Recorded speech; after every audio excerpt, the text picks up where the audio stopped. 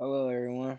Back again off a long, not very long, went by pretty fast. Pretty quick spring break.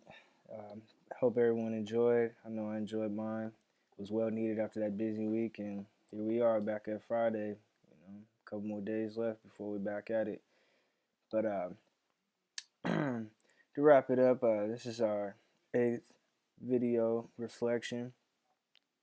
Um, for the chapters 9 and 10, which are basically on contracts.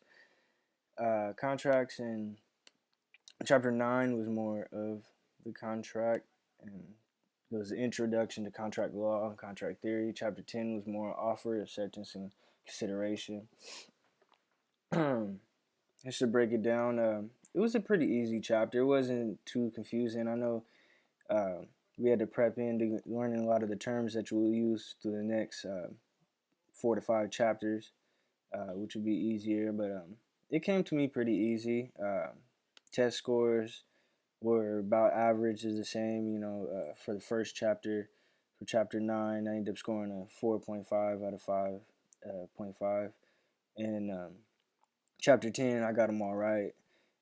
Questions were fairly easy, going over the terms and understandings of the chapter weren't too complex, so uh, I think I have them down. I think I prepared well for the next couple weeks. I answered the knowledge survey fairly, fairly consistent. I was a couple things that I had to refreshen up on, maybe like one or two terms. I think it was in chapter 10. Uh, I got a little confused on the valid, voidable, void, and unenforceable contracts. It's like three V's in the U. Uh, But I think I'm down pretty packed on it. I know a valid contract is legally binding and enforceable. A voidable contract can be affirmed or rejected at the option of one of the contracting parties.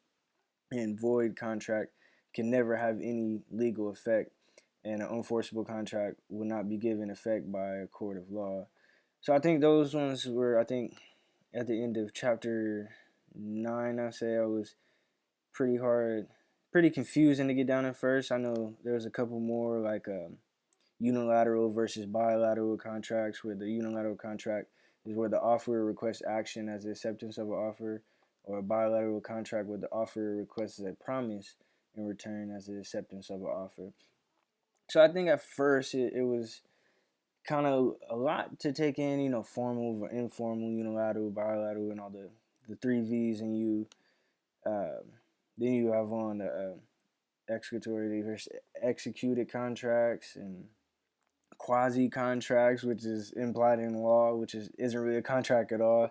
So I think at first it was confusing. It was just a lot of different types of contracts, but after reading and with my daily study and the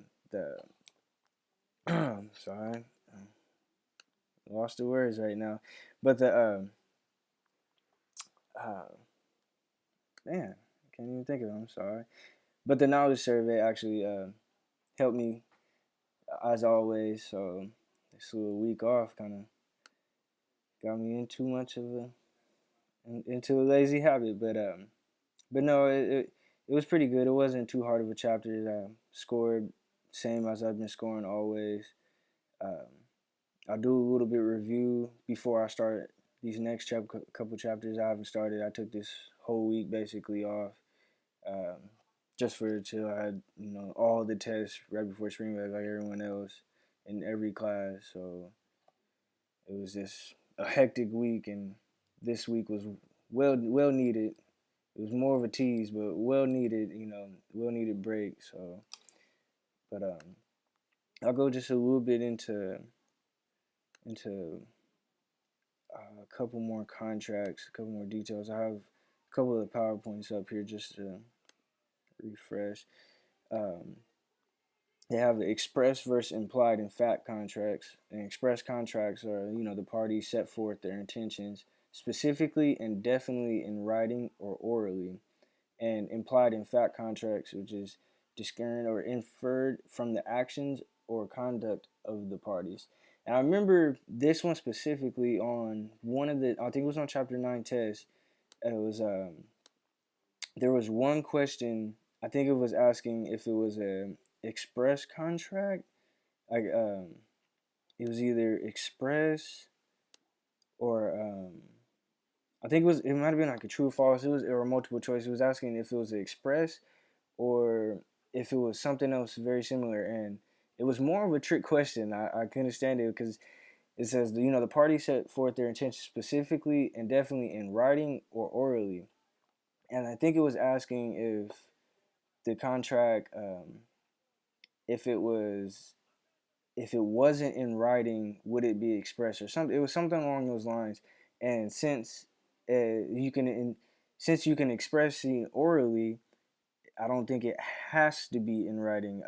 I'm not sure if I kind of got that down correctly. Maybe someone could help me out if I'm mistaken. But I think that was the one I ended up missing. I think I put that it did have to be in writing, or actually I'm not too sure of my answer. Like I said, I couldn't remember the question, but maybe because I think that was one that I'm still a bit confused on with express contracts. Maybe it's the wording of it. It's just I know that you set forth your intentions specifically and definitely in writing or orally, but is it either one of the two or both, or so maybe someone could help me out on that, or I'll try to do a little secondhand research on it to see. But I know that one was the tricky one. I'm pretty sure that's the one question I missed on chapter 9. Otherwise, it would have been a perfect score week for me. So, but I'm looking forward to getting back into it.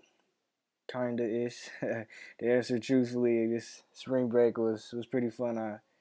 We're kind of ready to get the semester over, like I said, as a tease.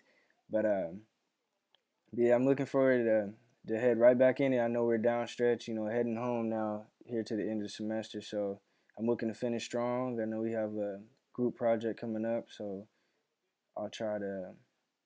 I won't try. We'll see. Definitely give it my better effort here this time around, and hopefully, hopefully all for the best and keep up my study habits, and hopefully the grades keep coming out how I expect them to. So thank you all for tuning in. Looking forward to working with you and finishing out strong. Thank you.